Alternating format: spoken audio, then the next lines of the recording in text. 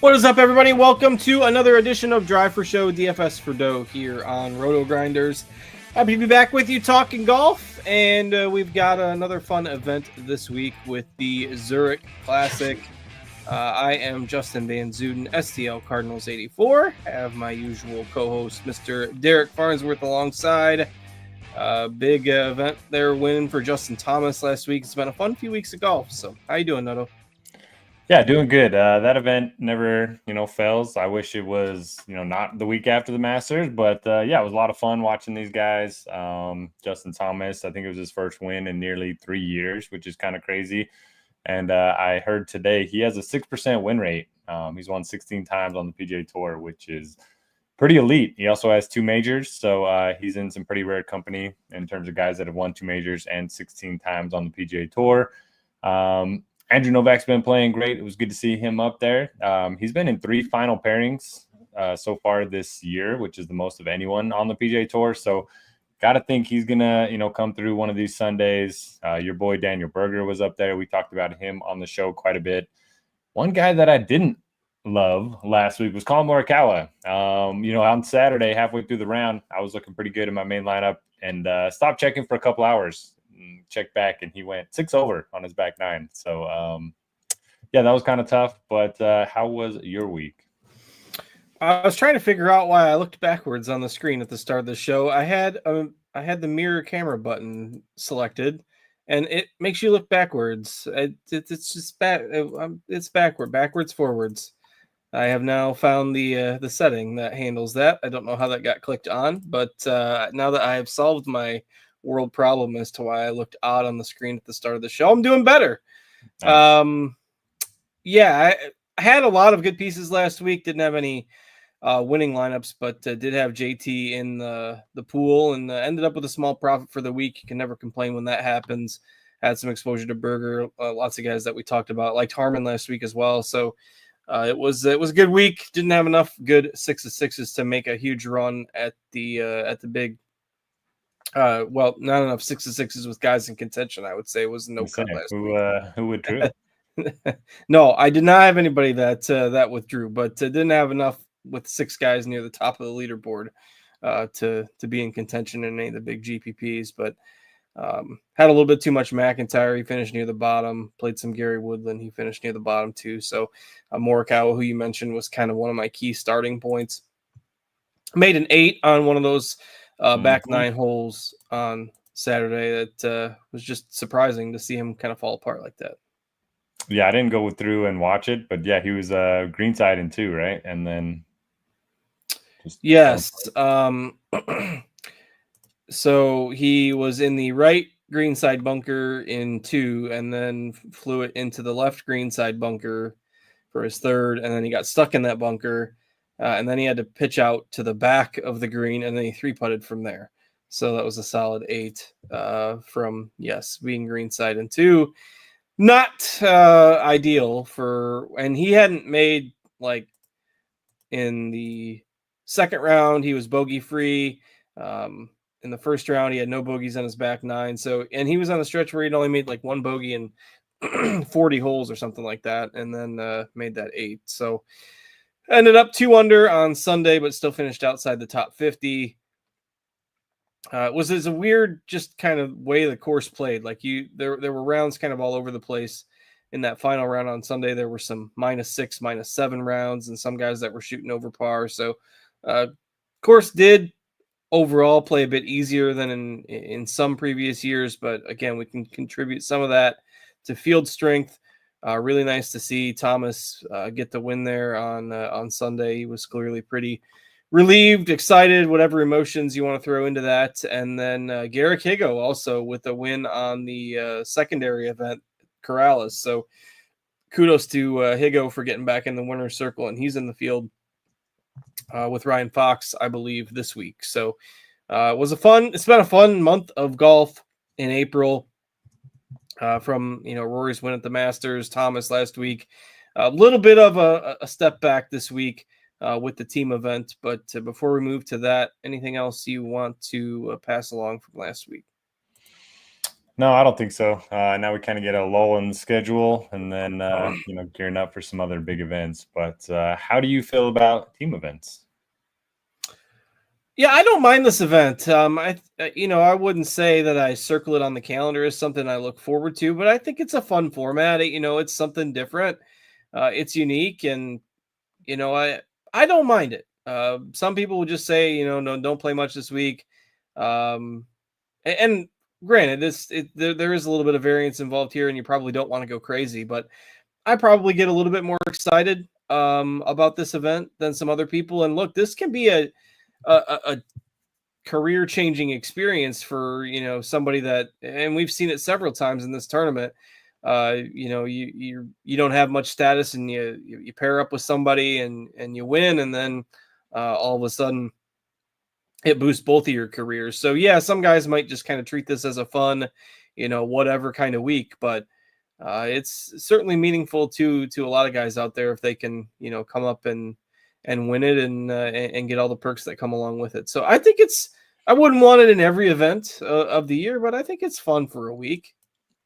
Yeah, I think it's fun too. And, DraftKings figured out a way to offer contests, which is something that, FanDuel just hasn't done over the years. So anytime we have a sweat, I think it's fine. And like you mentioned, it's an event where a lot of people, even if they play, they probably don't put a lot of effort into their lineups. They just kind of want to have something to sweat Thursday through Sundays. So if you dig a little bit deeper, it might be a good week. Yeah, a few names you may not be as familiar with in the field this week as well. And so how it works, if you're new to this, I think DraftKings has been offering contests for 3 years, 4 years, somewhere in there. This has been a team event. I believe this is the 8th year for the team competition. There are 80 pairs of golfers, so 160 golfers on the course, but 80 teams. And the cut will be the top 33 teams plus ties at the end of the second round. So 33 plus ties, which would equal 66 individual golfers. So kind of mirrors the cut line in a normal week. 33 teams and ties will make the cut. The first round and the third rounds are best ball rounds where everybody plays their own ball and you just get the best score from the pairing. So a lot of times you'll see, 11 under, 12 under, 13 under par rounds in rounds 1 and 3. Rounds 2 and 4 are alternate shot. So obviously the scoring is not quite as strong in that format, but trying to get all your teams or your individual members of those teams through the cut is important because that third round is also played with that best ball scoring between the two partners. So, and DraftKings has a rule in place where you cannot roster both players from one pairing. So how we have done that at RotoGrinders in our tools is we've only projected one of the two golfers for each team in our lineup HQ tools. And so that is if you're utilizing our tools to build the lineups, that will help you not get the duplicate, both members from the same pairing. So, but in actuality, if you're building the lineups on your own, it does not matter who you take. So McIlroy and Lowry are the most expensive team. You don't get points for Rory's birdies only or Lowry's birdies only. The team score is what counts. So if the team makes a birdie, no matter if it was Rory's ball or Lowry's ball, the team is getting the same amount of points. It does not matter who you pick among that team. You just can't roster them both together in the same lineup. Hopefully that makes sense for those of you that are new to it. Is there anything that you need to clarify? Was any of that confusing? Nope. You said everything correctly. Although one thing that is confusing, I wish the PGA Tour would just use the standard lingo of best ball and alternate shot. We always have to deal with the 4-ball and foursomes, but good rule of thumb, 4 balls in play is the same as best ball. So everyone's, playing their own ball with 4-ball. But yeah, like you said, the main scoring is going to come from the 2 best ball rounds, and you're going to see some teams go way backwards in the alternate shot. So don't feel too comfortable with your lineups after Thursday. So you will be there'll be some over par teams for sure in rounds 2 and 4. And then there was one team last year, I can't remember who it was, but they almost had a better alternate shot score than their best ball score, which was pretty impressive on Friday. But yeah, I think one thing we might want to talk about is just team chemistry and how much you're factoring that into your builds. If you're, looking at why teams are playing together, if they played together in the past, anything like that? I was looking at last year. So there was actually one team that shot a 70 in best ball and a 69 in alternate shot. It was Hayden Springer and Whitney, who I can't place Whitney's first name. And Smalley and Schmidt actually shot 2 shots better. So there's 2 teams that shot 2 shots better in the second round, but that's not normal. They both missed the cut. So yeah, you got to go 7, 8, 9 under those best ball rounds. And I don't believe we have shot tracker for this one also, which is kind of a bummer. We do, I think, but we don't. Oh, okay. Last year we didn't, but maybe they changed that. They figured out at the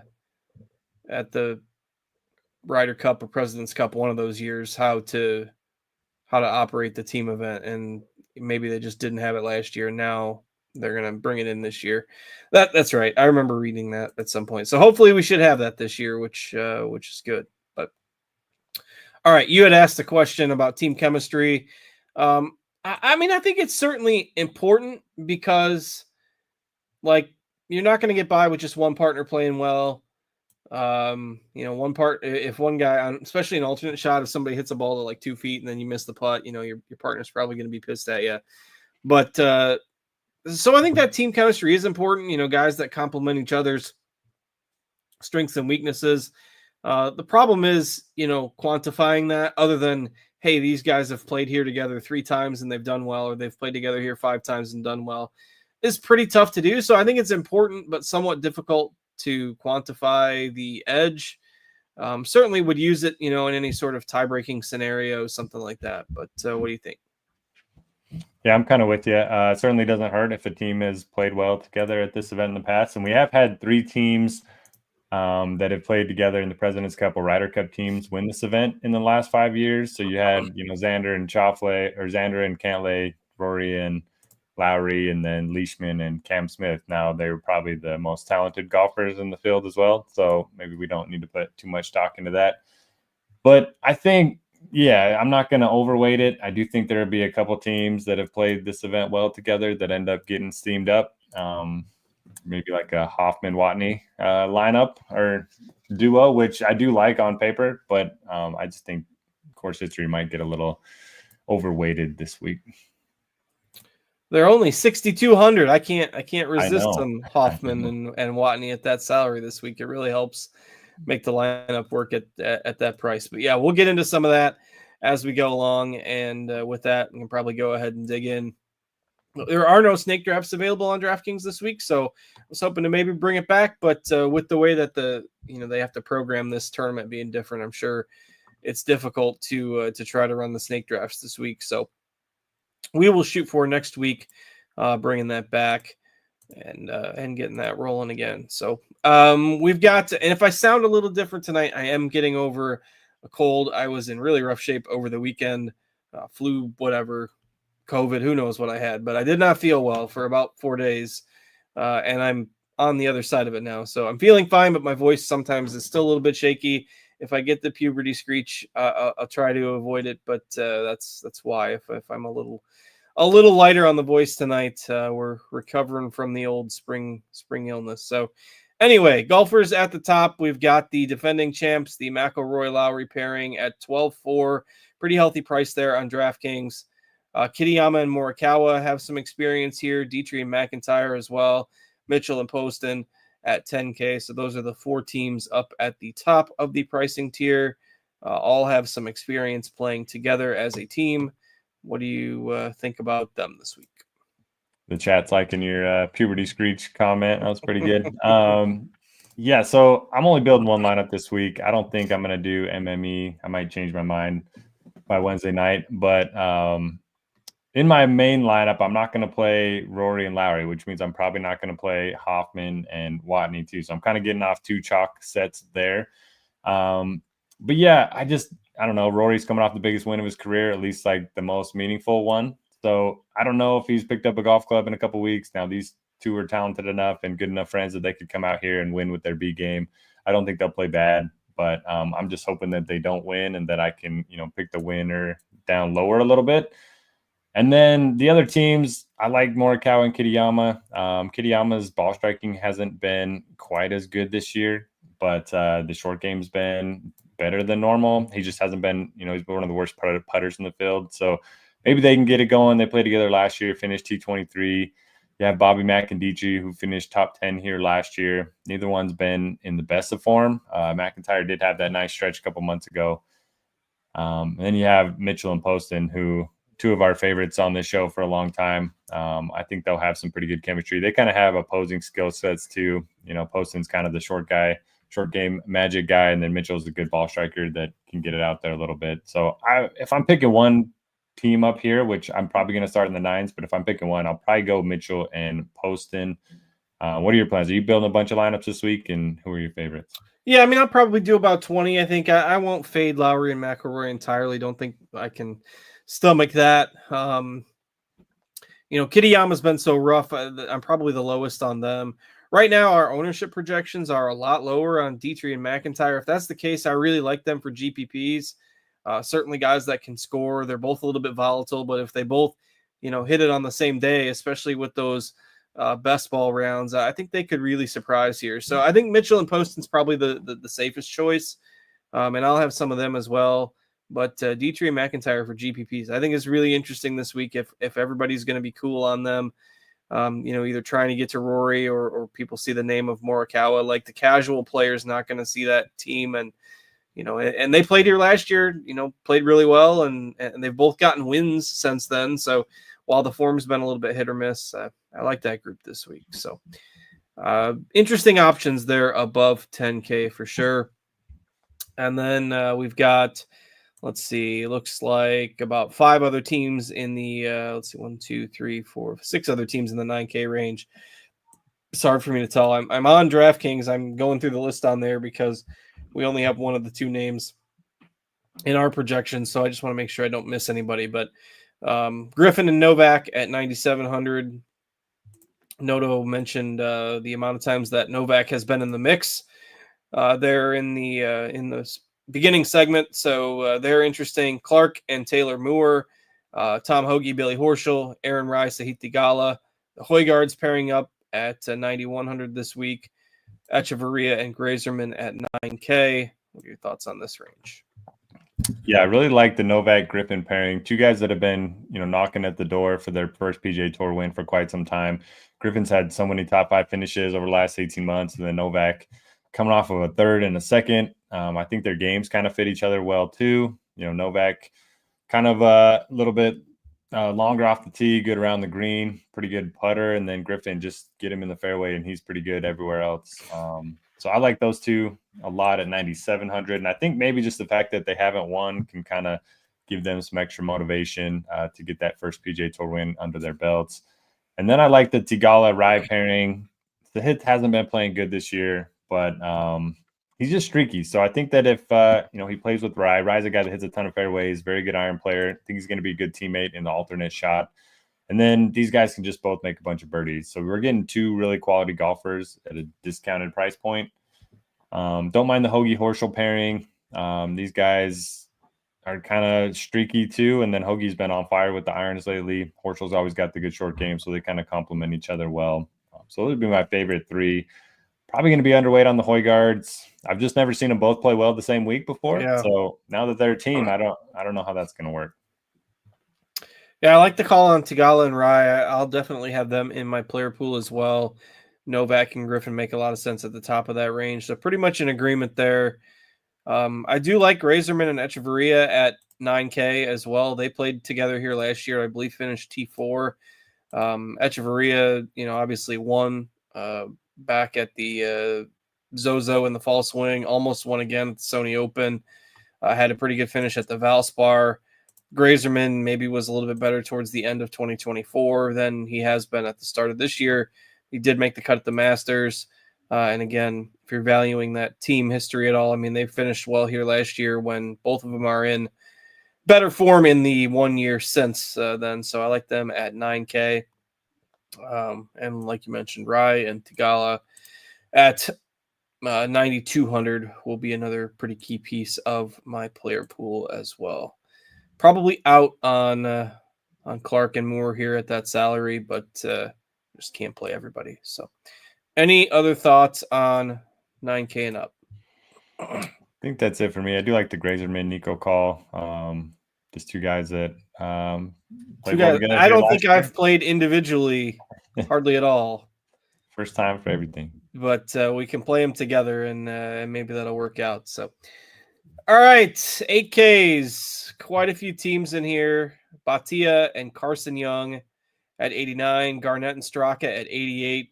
Right now projecting pretty chalky on our end, likely because of Straka. Thorbjorn Olesen and Matt Wallace at 87. Canadian duo Hadwin and Taylor at 86. Norgard and Jesper Svensson at 85. Then the team that I mentioned off the top, Fox and Higo at 84. There's one team at each price level here. Thor Bjornsson and Phillips at 8,300. Highsmith and Toasty at 82. The Fitzpatrick's pairing together like they usually do at 81. And then the Brit team of Lowry Cantor and Jordan L. Smith at 8,000. Your thoughts on this middle range here? Yeah, a lot of these teams feel overpriced to me. No offense to Garnett or Thomas Dietrich, but man, pairing with Sepp Straka and Robert McIntyre, two rookies on the last Ryder Cup team, would have been a lot of fun. I probably would have, picked them to win if they would have, been on a team together. But yeah, I don't know. It feels like we're overpaying for Straka, given his teammate. I know they played well here last year. The Olesen-Wallace duo rates out the best for me, but I don't feel particularly good about them.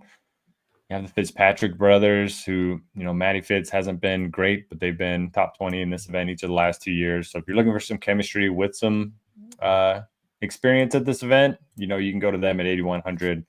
They're probably my favorites. And then for large field stuff, Jordan L. Smith and Lowry Cantor, two guys that have been, staples on the European tour for quite some time. I think they're interesting too. I think that's really interesting. How did they get into this event? Yeah, I don't know. Cantor's been playing more over here, and I think he finished second last week. I'm not sure if that was on the DP World Tour or in Corrales, but yeah, I have him showing second. That must have. Well, there's nothing on his player card, and I think. Well, let me look at Higo. I'm trying to see if DraftKings has last. Yeah, DraftKings has the Corrales on their player cards, and Cantor doesn't have a result there. Cantor's second in South Africa, one in Bahrain, third in Dubai. He's been great on the DP World Tour. I don't know how they issue entries into this either, so maybe they didn't have enough and they just had... Oh, sorry. It was Jordan Smith that was second last week. That must have been over in Europe. Yeah, it was. So I don't know. I don't know how the invites are distributed. If they, get past a certain point, obviously there's 160 golfers in here and it's not the strongest field. So however they made it in, they got in.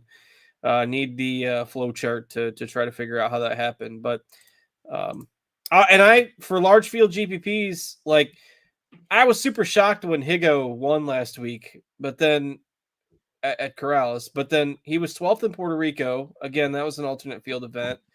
He made the cut at the Farmers.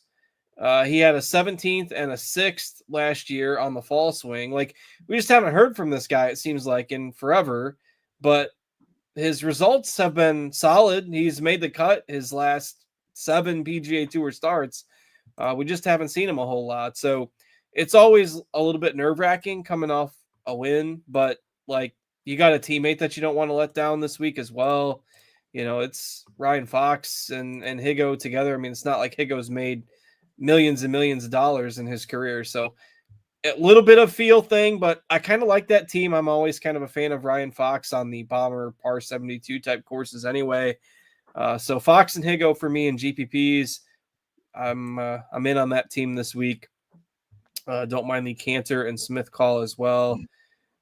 That's about it, though. I don't kind of with you. It seems like a lot of this range feels overpriced. I think I'm kind of out on the rest. Anything else? That's it for me in the 8s. All right, let's move to the 7s. I think there's quite a few interesting teams in here. I'm not going to read off all the team names. You can go look at them for yourself. I don't want to bore everybody for 3 minutes reading off every single team in the 7Ks, but as usual, we'll split it up into a couple of pricing tiers here. So 75 to 7,900. We've got Vegas and you, two guys that can both bomb it. They can both miss putts. They can, I mean, if you want the ultimate YOLO team and hope that one of them can make some putts, Vegas and you, I'm in. We're in for some fun this week. Might as well get a little excitement. Chan Kim and Doug Gim as well. I'm in on that team. Kim's been quietly playing really well. Again, it's going to come down to whether Gim can make some putts, but yeah, I like a lot of those teams in this 75 to 7,900 range. Vegas and you, Gim and Kim, probably my favorite for GPPs. What are you liking here? Yeah, I tagged both those teams as well. I called the U and Vegas team the, Ricky Bobby, your first or last team, because, yeah, they're both going to bomb it. They're both good with their irons, but neither one can chip or putt. So they're probably going to go super low in the 4-ball and then, just kind of hope that they hang on an alternate shot and don't just, 2-chip it and 3-putt and all that fun stuff. So I like them quite a bit. I like Doug Gim, Chan Kim. They're both in the top 10 in a birdie or better rate over the last 100 rounds in this field. So guys that can go low. I think their skill sets kind of fit each other nicely too. Rico Hoey and Sam Ryder are interesting. Ryder's made 10 straight cuts. He's been playing a lot this year. And then Rico Hoey's just been awesome with the ball striking. They kind of have opposing skill sets, and that Hoey's a good ball striker. Ryder's one of the better putters in the field. So I like all three of those up in the high 7s, and they actually project a lot better than the teams in the 8s for me. After that, I mean, Stevens and McGreevy, I could play some of them. I can always get behind Seabez. He's paired up with DVR this year. Don't think they've ever played together in this event. And then my model likes Danny Walker and Ryan Gerard. I don't have a strong take there. Walker's done most of his damage on the Korn Ferry Tour, and then Gerard been playing great this year. But I don't have a strong take on them. Yeah, interesting to see them popping in the model. They both played in a lot of events, not necessarily all the high-end PGA Tour events, but they both have a lot of starts under their belt.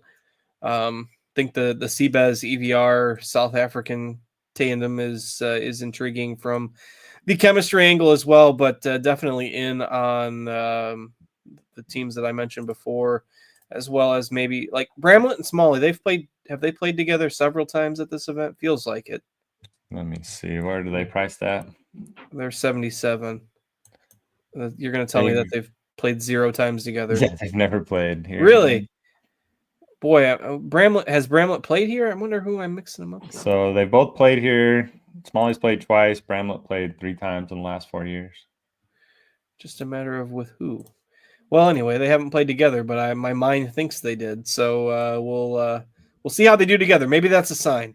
Throw them in the GPP pool. All right, I didn't have a strong take on them either, but was just trying to think of some other teams that have played together in the past.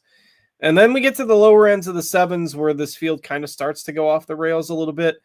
You're going to get some interesting combos at the lower end of guys where maybe one guy is playing well and one guy has been absolutely dreadful, or 2 guys that have not been playing well. But the one guy playing well, one guy not, is certainly an intriguing discussion.